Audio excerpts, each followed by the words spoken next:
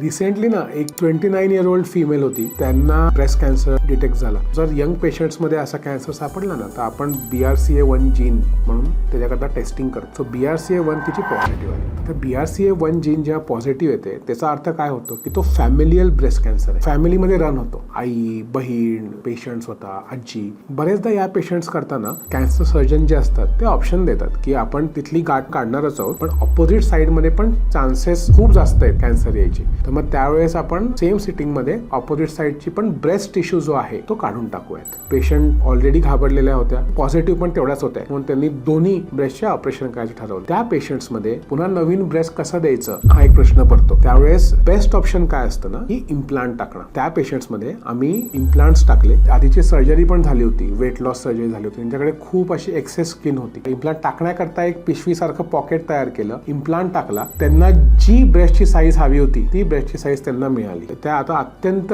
खुश आहेत की कॅन्सर निघालाच, ऑपोजिट ब्रेस्ट काढल्यावरती त्याची रिस्क पण कमी झाली आणि ब्रेस्ट रिकन्स्ट्रक्शन पण मिळालं. सो आपण फक्त विचार करतो इम्प्लांट हा फक्त सुंदरता वाढवण्याकरता टाकायचा का, तर असं नसतं. रिकन्स्ट्रक्शन मध्ये पण कॅन्सर ब्रेस्टचा असल्यावरती पण इम्प्लांट आपण टाकू शकतो एकदा तो कॅन्सरची गाठ काढल्यावर. सो हे रिकन्स्ट्रक्शन मध्ये पण यूज होतात.